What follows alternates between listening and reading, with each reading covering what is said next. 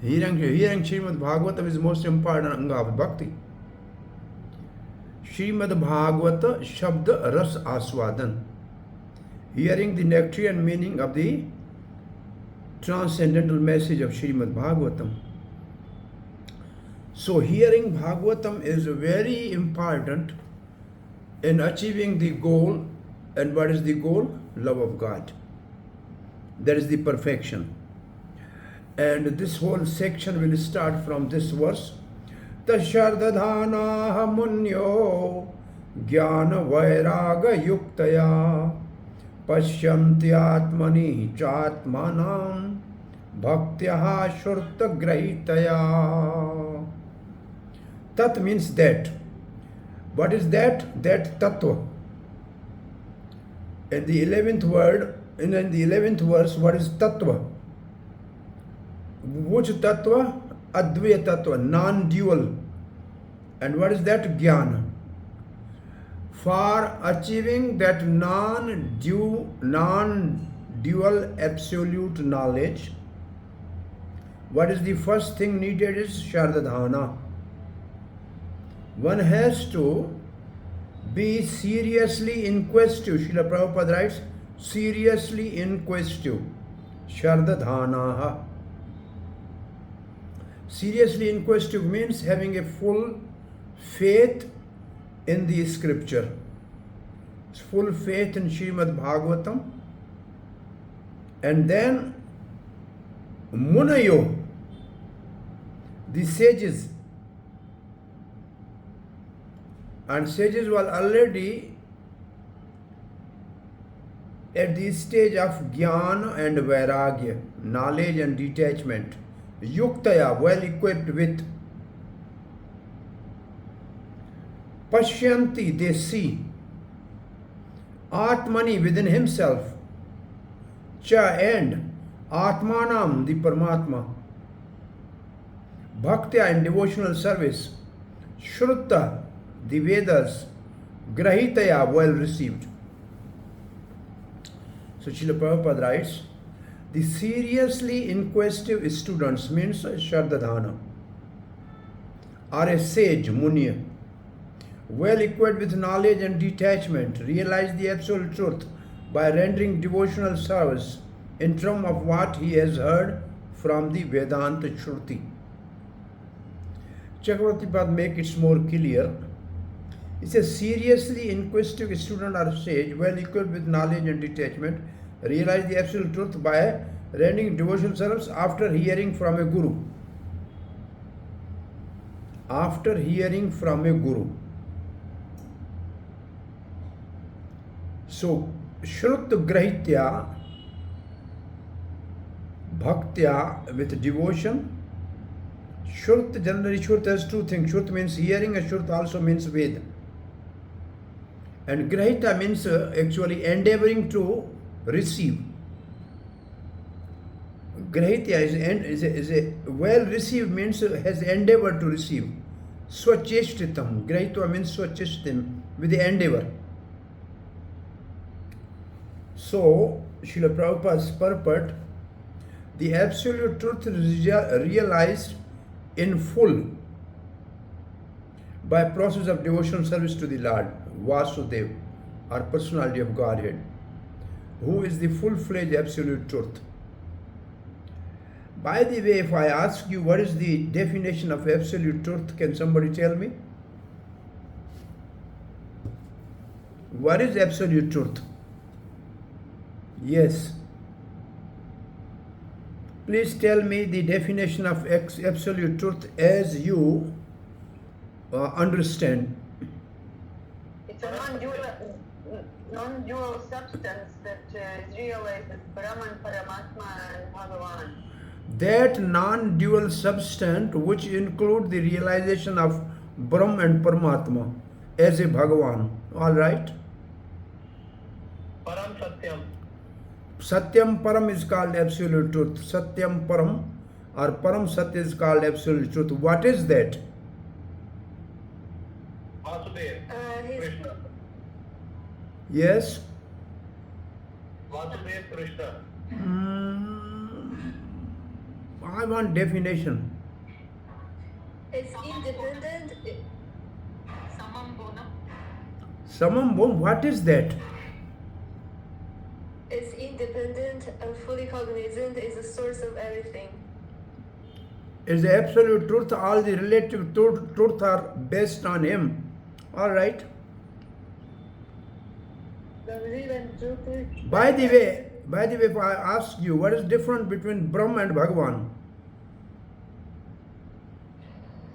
Brahman don't have energies to. Bhagavan has play a role in intimacy with the energies. When Brahman acts, that become Bhagavan. So now you are near to the answer. The God with all his energies. Oh yes. Yeah. God with all his energies. Yes. So in your section, next section in chapter 7, Vyasadeva, by meditation in a devotional mood, has seen the absolute truth. The Purana or Puranam, the old and complete with all his energies, internal energy, marginal energy, and external energy. So, absolute truth is Supreme Lord with all his energies actually.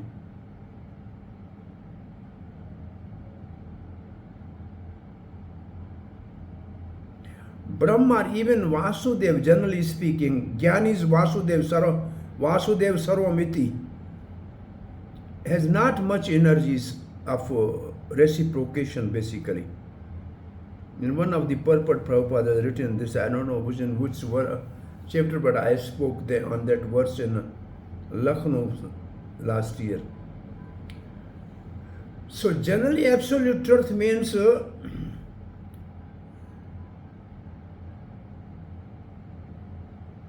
Supreme Personality of Godhead with all his incarnation and energies.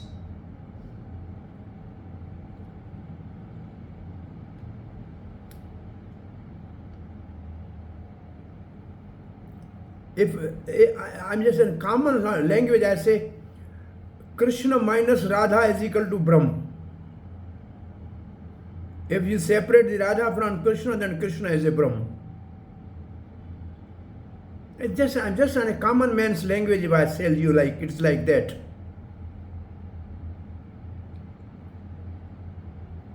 You understand? Absolute truth means with energies. Now Srila Prabhupada writes, Brahm is his transcendental bodily effulgence, Paramatma is partial representation. As such, Brahm or Paramatma realization of absolute truth is but a partial realization. There are 4 different types of human beings: karmis, jnanis, yogis and devotees. This was the purport of, we have seen earlier, the same purport by Vishwanath Chakravarti Thakur. 4 type of people, right? You see? The karmis and jnanis, the yogis and devotees. Karmis are materialistic, whereas the others are transcendentalist. First, you divide the 4 into 2, materialistic and transcendental. So karmi is materialistic, other 3 are transcendentalist. The first class transcendentals are the devotees who have realized the Supreme Person. The second class transcendentals are those who have partially realized the plenary portion of the Absolute Person, that is Paramatma. And the third class transcendentals are those who have barely realized the spiritual focus of the Absolute Person, which means Brahma. And as stated in the Bhagavad Gita and other Vedic literature, the Supreme Person is realized by devotional service, which is backed by full knowledge and detachment from the material association. We have already discussed the point that the devotional service is followed by knowledge and detachment from the material association. Devotional service is followed means the byproduct of bhakti is Jnana and Vairagya. As Brahma and Paramatma realization are imperfect realization of the absolute truth, so the means of realizing Brahma and Paramatma, that is path of Jnana and Yoga are also imperfect means of realizing absolute truth. Devotion service, which is based on the foreground of the full knowledge combined with detachment from the material association, and which is fixed by oral reception of the Vedanta Shruti, is the only perfect method by which the seriously inquisitive student can realize the absolute truth. Three things: knowledge, detachment, and hearing the Vedic literature submissively from authority. Devotion service is not therefore meant for the less intelligent class of transcendentalists, which means Jnanis. There are three classes of devotees, namely first, second, and third, which means Kanishta, Madhyam, and Uttam. You know, in all our 4-5 books, there are this terminology is there. Like in Isha Upanishad, there is this same terminology, Kanishta, Madhyam, and Uttam. In in Nectar of Instruction, in Nectar of Devotion, in Srimada Bhagvatam, and Chaitanya Charitamrita. But the criteria is not same. Terminology is same, but criterion is not same. But one thing is common, that this division of the three type of devotees is based on yardstick from Ado Shraddha to Prem. From Ado Shraddha, Sadhu Sang, Bhajan Kriya to Prem. Based on this yardstick, the division is on this criteria. And Chaitanya Charitamrita says, Madhyam, Kanishta, Uttam, Shraddha, Anuswari, according to his faith. So faith in the scripture. So here there is a hearing of his scripture is the most important item in this verse, which means faith, which means Ado Shraddha. Faith in the scripture, because the Kanishta, Madhyam, and Uttam are according to the Shraddha or faith in the scripture. Less faith Kanishta, moderate faith Madhyam, and most faith Uttam. So, and usually say before Shraddha or after Shraddha, up till Bhajan Kriya or Anarth Nivarti, usually it is the level of Kanishta. In some places it is before Shraddha even. Otherwise from Shraddha till Anarth Nivarti. For Madhyam usually it is from Anarth Nivarti to Asakti.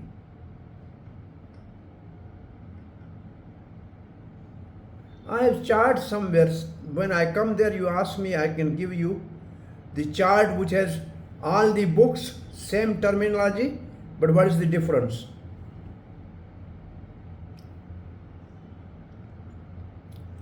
And from Asakti, from say Asakti, Bhav, and Prem, that is Uttam. Uttam is at least must have crossed the Asakti stage, generally.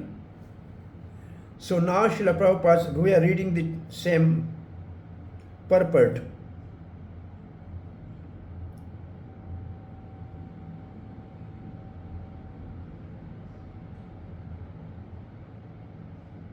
So devotional service is therefore not meant for the less intelligent class of transcendental means Jnanis.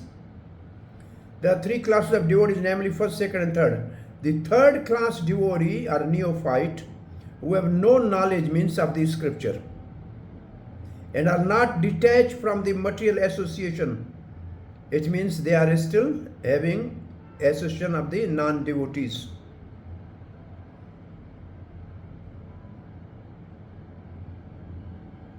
But who are simply attached to the by the primary process of worshipping the deity in the temple are called material devotees. which means they are called prakritik. Prakritik means they are still material. Material devotees are more attached to material benefit than transcendental profit. Material benefit means name, fame, adoration, and transcendental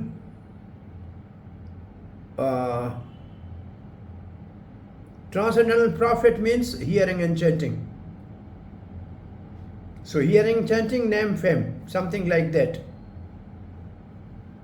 Therefore, one has to make definite progress from position of material devotional service to the second class devotional service. In the second class position, the devotee can see four principles in the devotional line, namely the personality of Godhead, number two, his devotees, the ignorant, and the envious. So, for personality of Godhead, he renders service. For his devotees, he make friends. For ignorant, he become merciful. For envious, he become indifferent. So this is the behavior of the middle with the four subjects. One has to rise himself at least to the stage of second Madhyam Adhikari and thus become eligible to know the absolute truth. The third class devotee therefore has to receive the instruction of devotional service from authoritative source of Bhagavat, which means Vaidhi Sadhan Bhakti.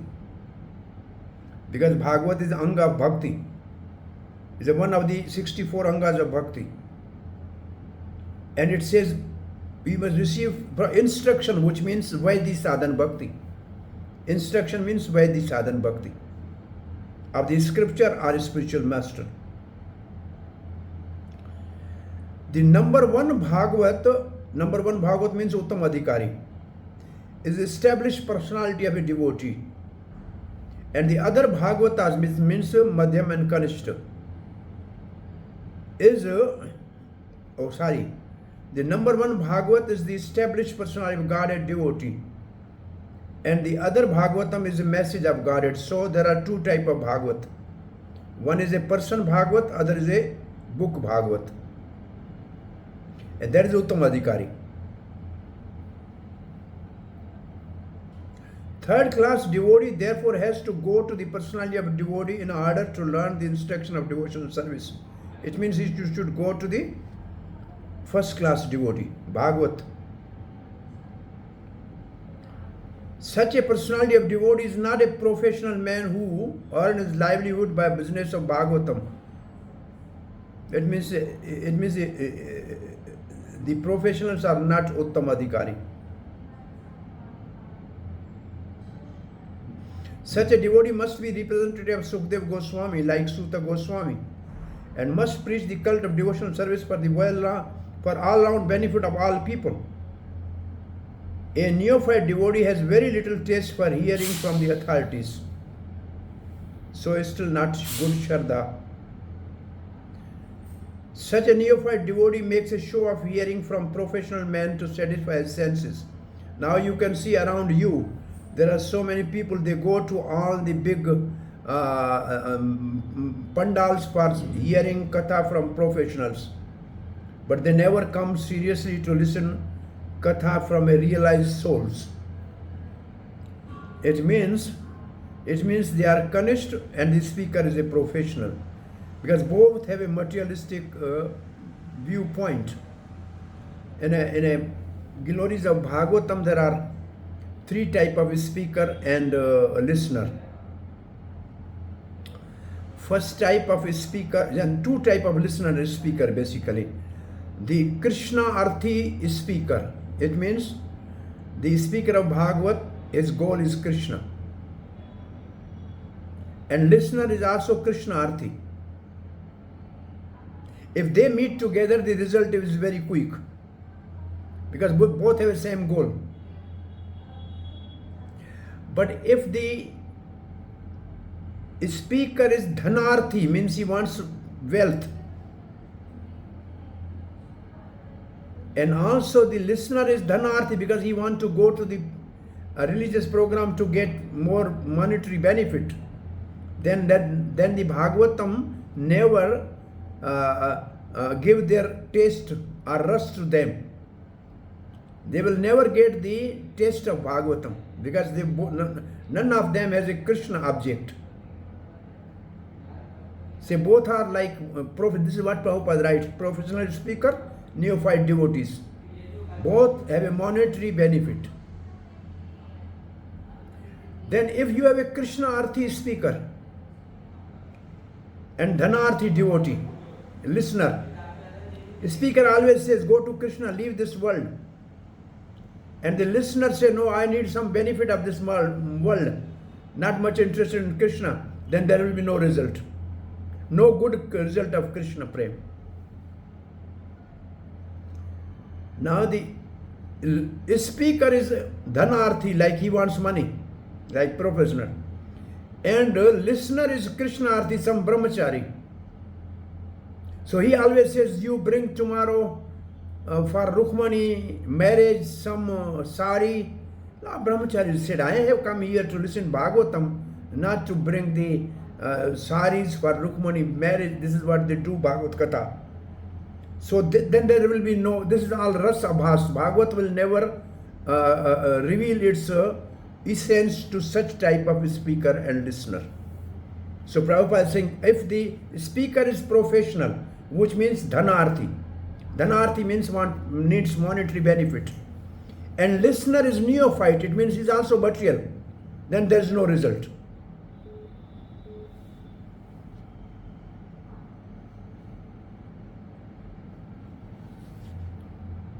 प्रिया हूँ class ध्यान दो degree तना कोई तेरन आई से कहाँ degree की गई बस दो कलाक रखे पहुंचे श्री 5 लगे 10 मिनट ते पहुंचा ट्रेन आपे तना फोन कर से शुभद्रा तना नंबर मोकलियो मैं शुभद्रा उन तना मोकला दो माई क्लास हले दी ठीक है बाबा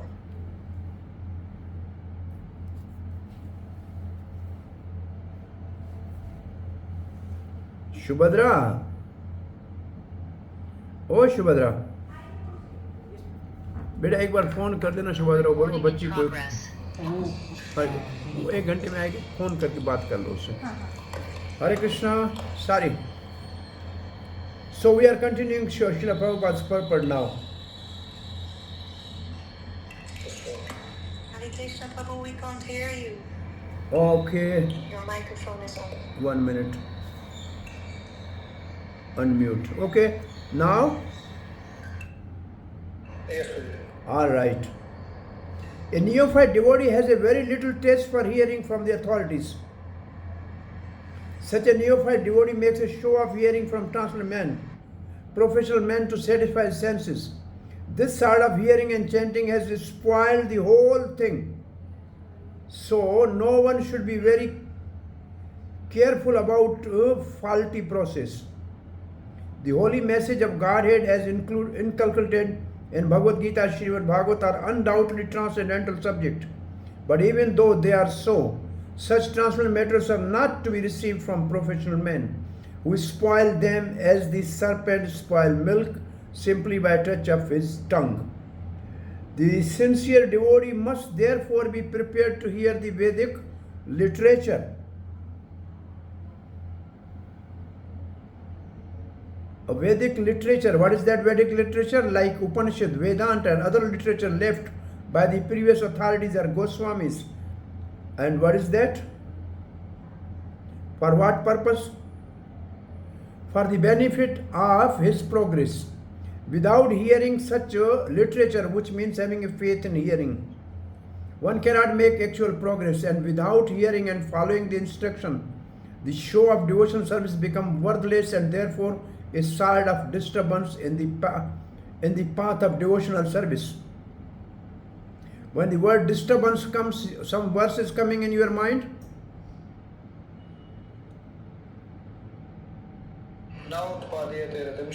Yeah, no, not Sharma, no Utpadete. Yes, this is the verse, this is the verse, this is the verse. What is the first word? Shruti, Smriti, Pran Adi. Shruti means Veda, Smriti means the Mahabharata and something, Purana Adi, Pancharatra Vidhi, Bina. Without that, if somebody make a show of devotion, that is disturbance only.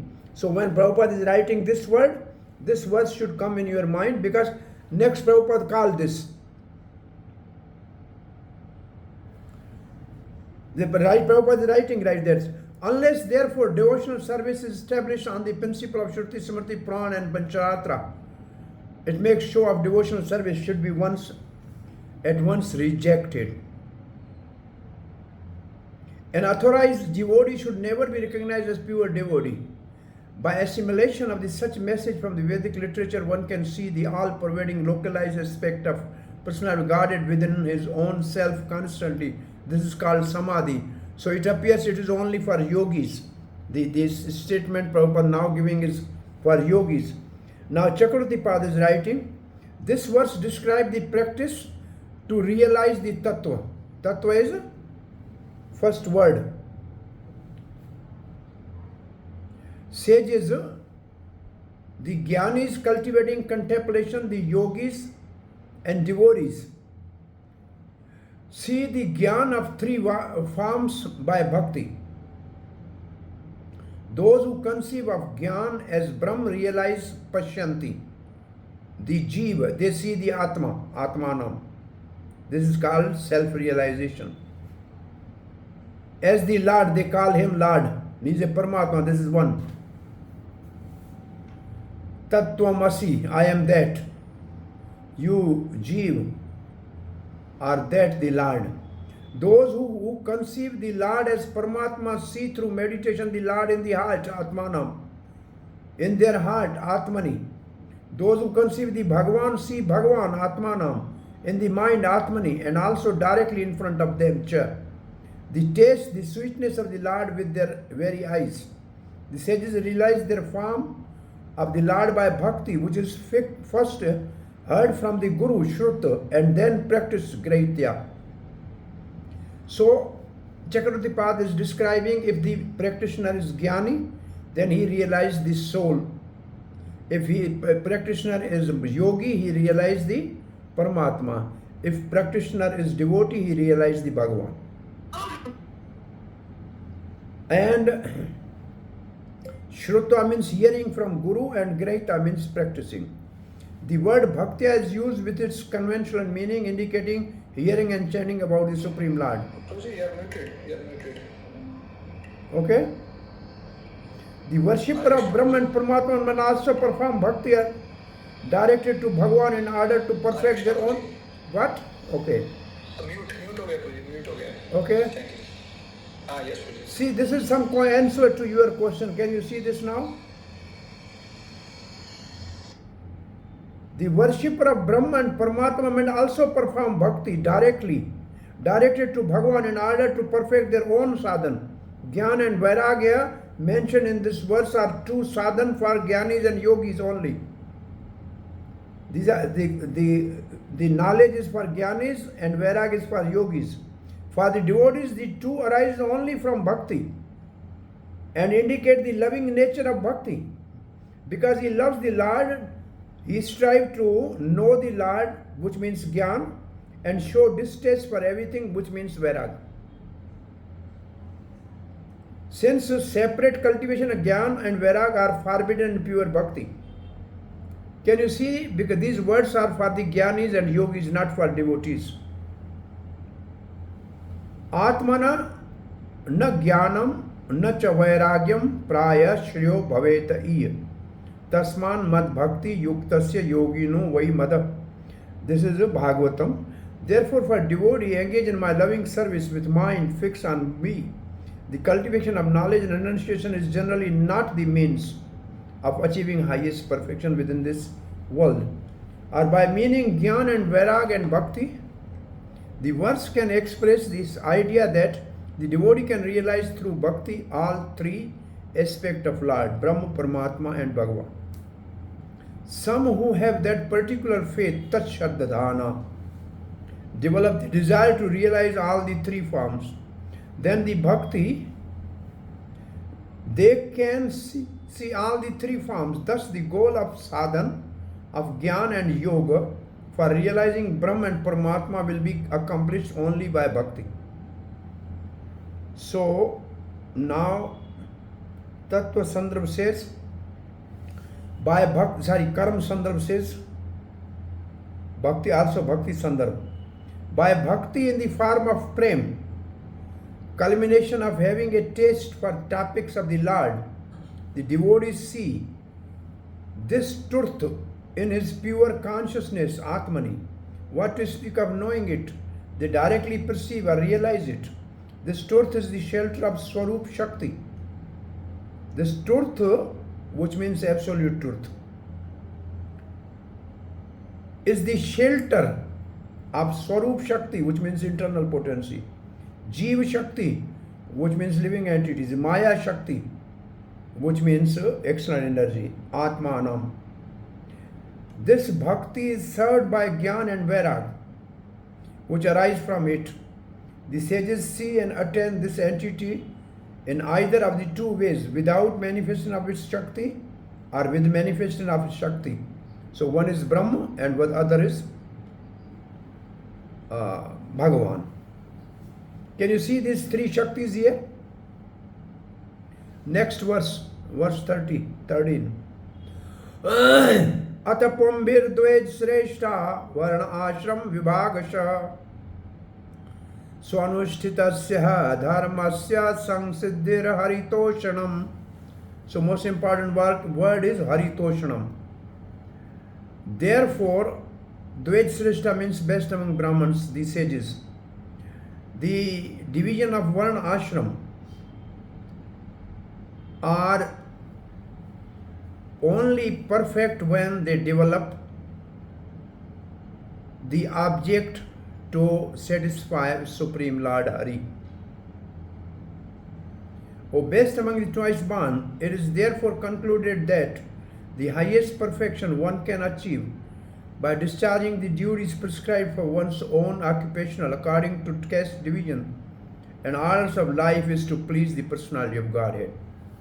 O best of the Brahmana, the complete perfection of Dharma according to division of Varna, ashram by man is pleasing Lord. Purport. Human society all over the world is divided into four. This you know all. This first part is okay. Four Varna and ashram. You can understand this. Now, the aim must be to please the Supreme Authority, the personality of Godhead. This institutional function of human society is known as system of Varna ashram, which is quite natural for civilized life. So purpose of all four Varna and ashram is to satisfy or please the Supreme Lord. Enable one to realize the absolute truth. It is not for domination of one division over the other. Brahman is higher than Kshatriya, Kshatriya is higher than Vaishya. It is not for that purpose. When the aim of life, that is realization of the absolute truth, is missed by too much attachment for Indriya Priti or sense gratification, as already discussed here and before, the institution of Varna ashram is utilized by selfish men to pose an artificial predominance over the weaker section in the Kali Yuga or in the age of quarrel and hypocrisy.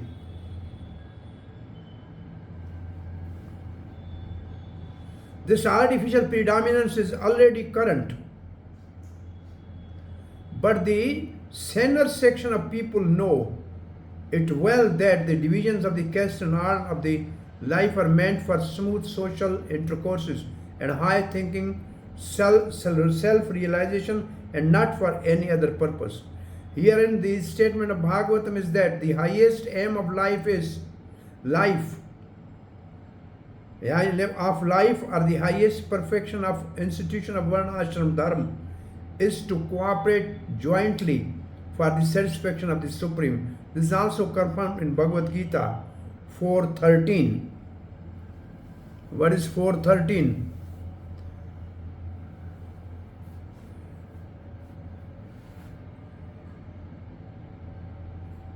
413 is Chanam Gurum Karma Vibhagasha Chaturvarnam Maya Srishtam Gun Karma Vibhagasha. Okay? Chakravarti Pad writes, verse 1 to 8 has already stated that one ashram duties, dharma, swanusthita, are vested endeavor, and even jnana and yoga, devoid of bhakti, are vested endeavor. So there's a verse quoted from Bhagavatam by Brahmaji. These two verses quoted for the jnani and yogis. If their jnana and yoga is not flavored with bhakti, then it is useless. O Almighty Lord, in the past, many yogis in this world achieved the platform of devotional service by offering all their endeavors unto you and faithfully carrying out their prescribed duties. Although such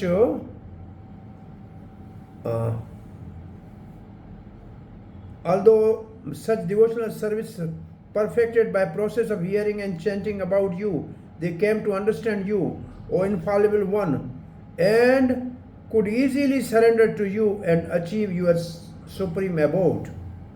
This is all Brahmaji's prayers in 14th chapter of 10th canto.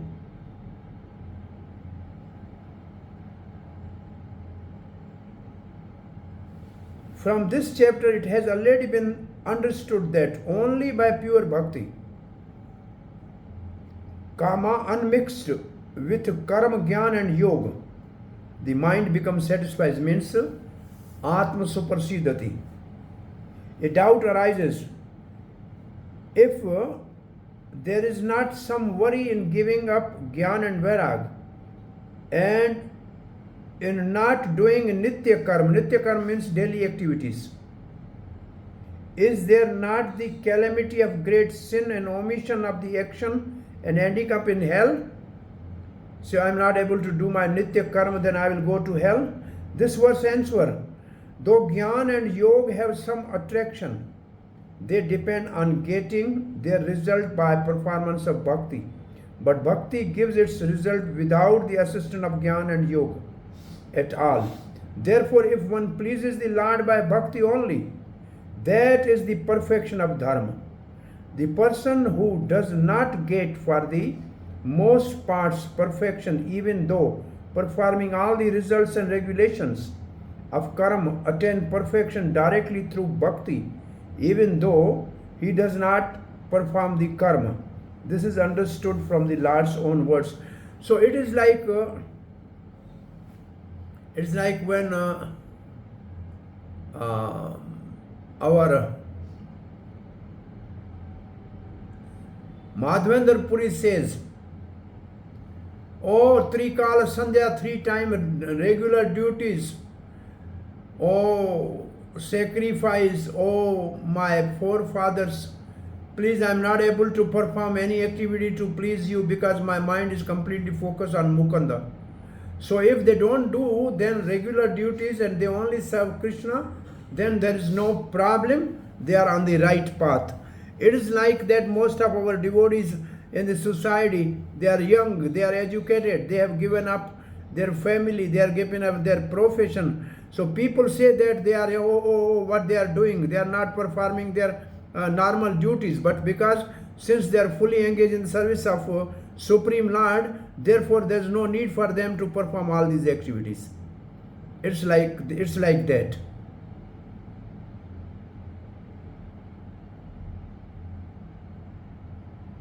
The questions.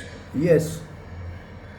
Yes, we say it in, I think it comes in Bhagavatam 11th canto, when it says like demigods and all the forefathers, relatives, one should not, like, and we hear like, yes, one no need to do it. So where is the factor of consciousness into this? Like externally it can appear same, like one is not doing the namitic activities. So even if it's just one is doing it without understanding or without doing it or founding it as a very good way of somewhere escaping the things, So still the effect will be same, or it matters on with what consciousness one is coming up, doing the devotional service also. Can you reflect something? Basically, this level is only for the Uttam Adhikaris. If they give up, there's no problem. If we give up, then we will be implicated in reactions, because we are not actually in our own swarup. Artificially giving up is not going to help. So how when you mentioned like new upcoming young educated people, they are doing it. So how they are like they can be free from there? They are not definitely Uttama. Because but if they are working under the direction of Uttam Adhikari, the spiritual master, then they are not responsible for their responsibility in this society. But if they are doing it independently, then they will be in danger. And just like very same example, like Prabhupada, he asked them to give up and everything. So is it like they should have a faith in the spiritual master also, then it will work? Yes, Bhakti. This is the verse we have seen. If you have faith in the spiritual master and God, then the devotees and everything will reveal to you. Yes, this is the mercy of the actually Uttam Adhikari that help us get free from the shortcoming of not doing our duties. I'm sorry, I'm just extending question a bit more here. Like now our institution has grown up so big, so the new people who are coming, they may be initiated, but they don't, spiritual master may not the name also, and they may not have that strong faith up to that level, like they can correct the karmas and just giving up the nematic their activities. So will it be like in same way, like the law of karma will be the same level? Basically, the initiating spiritual master is a official formality. The person who is a day in and day out instructing the person, that is most important in the life of a devotee. And we have not yet developed this culture in ISKCON. And therefore there is always a frustration and confusion among the devotees. This culture is not prevalent in ISKCON right now. But in our whole line, there is more Siksha culture than Diksha culture. The 5 picture we are on the altar. Gaur Kishore Das is not initiated by Bhakti Vinod. Bhakti Vinod Thakur is not initiated by Jagannath Das Babaji. But they are on the line. Baldev is not initiated by Vishwanath Chakravarti Thakur. So we have this Jiva Goswami is the Siksha Guru for all the 3 Prabhus. He is not their initiating spiritual master, Narottam, Srinivas and Shyamanand. So this culture has to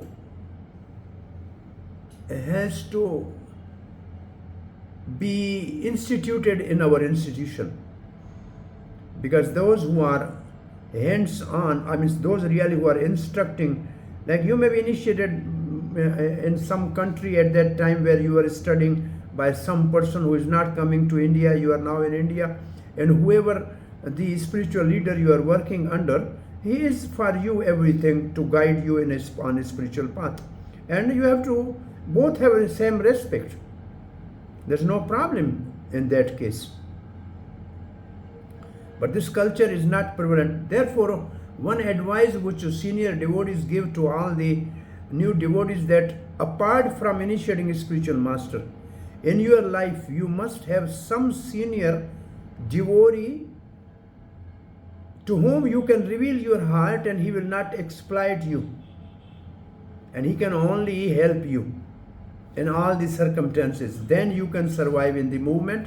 Otherwise, because of the gurupisms, which is very prevalent in the movement, there will always be feeling of being left alone, being belittled and criticized. All these things are common, and this another concept which ISKCON is trying to rectify by this the ISKCON disciple course. Originally, it was to respect all the Vaishnavas. The whole mood was to respect all the Vaishnavas and keep the Prabhupada as a predominant in our whole, as a Siksha Guru for all the generation to come. But it is also diluted now in our society. If I want to initiate some group of devotees, then I ask my disciple to go and just go do this course and it is done. So now it is diluted. To me, it has no value. Its purpose is defeated. So I think as an institute, we are too young actually, hardly 70-year-old or so. We have to make much more solid endeavor to stabilize the institution for the future 10,000 years Mahaprabhu's era, or Srila Prabhupada says my books will be law books for 10,000 years. So, I mean, you are right. Generally, initiating a spiritual master is not personally teaching any his disciple. And Srila Prabhupada for months continuously giving the classes to his initiated disciple in early days. Only few spiritual masters in the early days used to personally take care of their initiated disciples. But now it's not at all. Hardly some seminars sometime are organized for the disciples by the spiritual master, but actually teaching, like sometimes they say we entrusted this educational ISKCON educational ministry to do the job.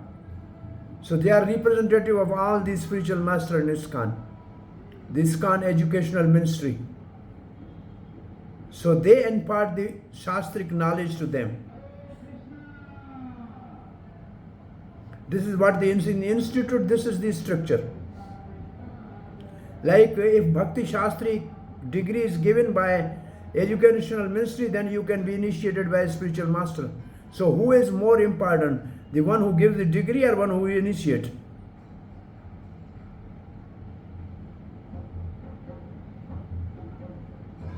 And this is the institution work like this.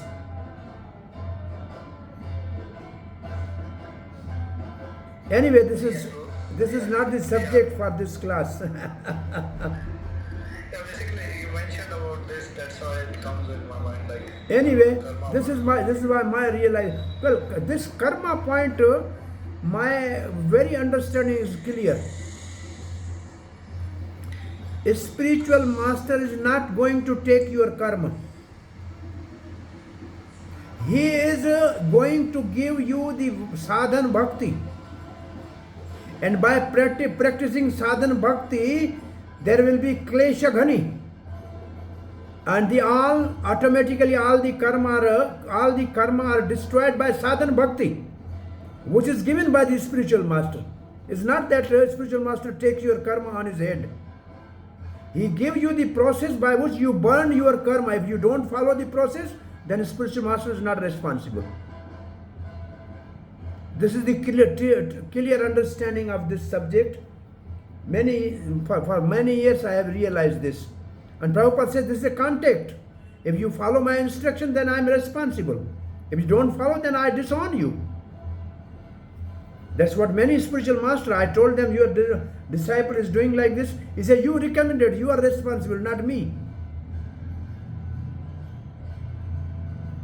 So actually, if they follow sadhan bhakti, then all the karmas are destroyed. That is the first result of sadhan bhakti, klesha ghani. But still neophyte devotee actually tells you, your all karma will be taken by a spiritual master, so please take initiation. But they never ask them to practice devotional service. So anyway, now Chakravarti Pad is actually concluding that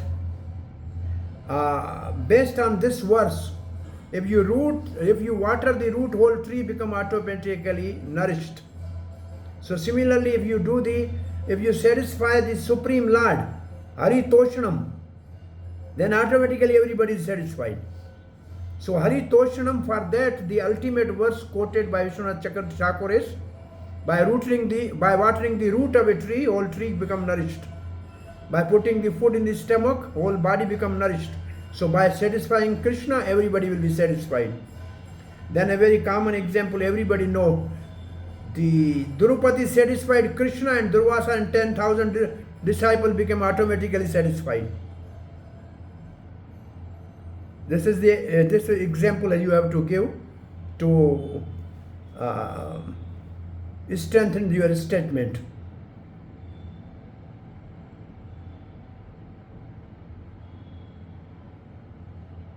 O son of Pritha, whatever offered in fire, whatever is given in charity, whatever is undertaken as but which is done without faith is called asat, since it bears no result. Now or in the next, Bhagavad Gita 17:28. So now we are going to the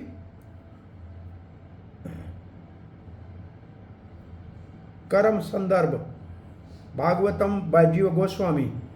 The word Shrut Grahita Muniya and Shardadhana show that bhakti is hard to attain.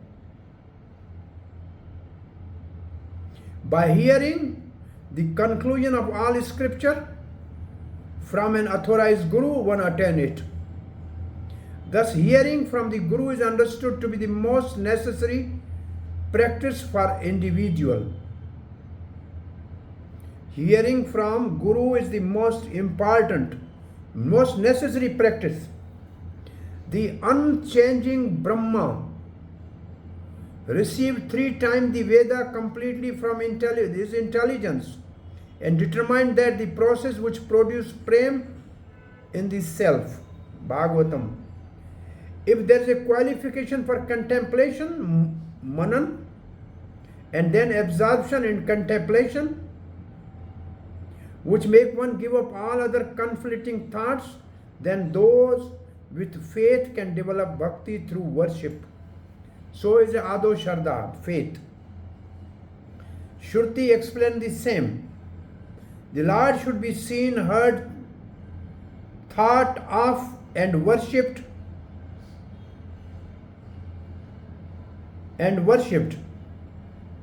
Means worship, and seeing means meeting directly. That rare bhaktis attend even from performing one's dharma, if dharma is endowed with pleasing the Lord. Pleasing the Lord is the highest result of dharma. The goal of dharma, which is undertaken faultlessly with the great effort, so anusitasya, is ultimately to please the Lord. Using dharma to gain swarg is most unsuitable. So what Jiva Goswami is saying, hearing from a spiritual master give rise to the goal of the bhakti, which is the essence of all scripture, and that is most important. Or swarga means heaven.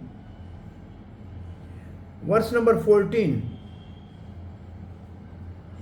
Tasmadekena manasa bhagavan satvatam patihi shrotavya kirtavyascha dheyas pujasyascha nityada. Tasmad, therefore means by hearing from a spiritual master with detachment and knowledge, one can understand the absolute truth. Therefore, ekena mansa, with one a single pointed mind, Bhagavan Satvatan Pati. Satvatam means devotee, Satvatan means Yadvas. It means Sri Krishna. Shrotavya means hear about him. Kirtatva means glorify him. Deyas means meditate upon him. Pujas means worship him. Nityata means every day. So the translation goes, therefore, with one pointed attention, one should constantly hear about, glorify, kirtatva, remember, dheya, and worship personality of Godhead, who is protector of devotees, Satvatam Pati. So Satvatam Pati is in a purport, and it has 2 meanings. One is protector of devotees, other is the master of Yadus, which means Krishna. Satvatam are Yadus. So Chakravarti Pad write directly, therefore with a mind dedicated only to bhakti, ekena mansa, devoid of karma and gyan, ekena, only bhakti, no karma, no gyan, One should constantly hear about, glorify, meditate upon the Supreme Lord, the Master of the devotees. Protector of the devotees, Master of the devotees. Srila Prabhupada writes, if realization of the absolute truth is ultimate aim of life, it must be carried out by all means. In any one of the above mentioned caste and order of the life, which means varnashram, the four processes, namely glorifying, hearing, remembering and worshipping, are general occupation. It means, now I can say you in other way. There are swadharma for varnashram. They have their personal duties according to their varna and ashram, according to their varna means Brahman Kshatri and ashram means sannyasi, brahmachari or whatever. Their social status. That is called swadharma of the body. There is another swadharma which is the swadharma of the soul. And this shrotavyam, kirtavyam, dheyam and puja is a swadharma of soul. All caste must perform this. Whole varna ashram must follow this process of hearing, chanting, remembering and worshipping Supreme Lord. That is for all four varna and four ashram. Because this is actually the prescribed duty for soul. Prescribed duty for body may differ for each person, but prescribed duty for soul is one, that is called swadharma of the soul. Without this principle of life, no one can exist. Activity of living being involves engagement in these four different principles of life. The principle of life means this, the religion of soul. Especially in modern society, all activities are more or less dependent on hearing and glorifying. A man from any social status become a well-known man in the human society within a very short time if he is simply glorified truly or falsely in daily newspaper.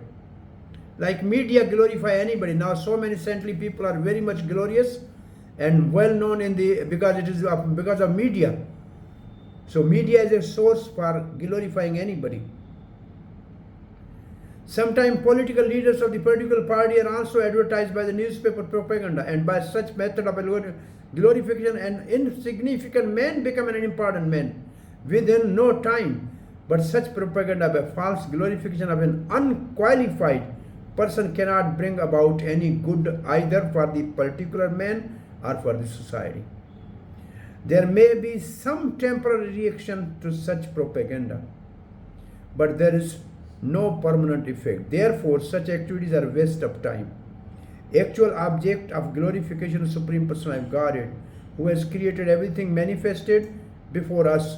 We have broadly discussed this fact in our comment on Asya Shlok at the beginning of the Janmadi Asya of Bhagavatam. The tendency to glorify others or hear others must be turned to the real object of glorification of Supreme Being, and that will bring happiness. Chakravartipad writes only two things. Because of this means previous verse, Haritoshnam. One should worship the Supreme Lord with the mind devoid of desire to perform karma and jnana, ekena mansa.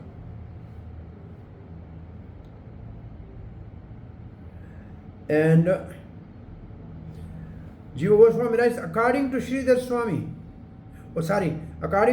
Swami, dharma devoid of bhakti, consisting of having a taste for hearing and chanting, is useless. Bhakti Rasamrita Sindhu.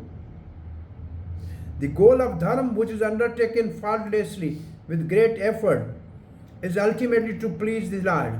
Using dharma to gain swarg means heaven is most unsuitable. If the result of dharma consisting of pleasing the Lord is bhakti, with taste for hearing, which brings about jnana and vairag, which follow after the practice of bhakti, then it should be concluded that bhakti alone consists of hearing, etc., must be performed. What is the use of involving oneself in karma? Ekena means with mind devoid of enthusiasm for karma or other processes. Hearing and chanting means hearing and chanting Lord's names and qualities. Next verse.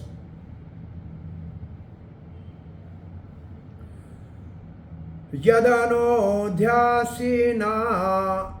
Yada anodhya asina.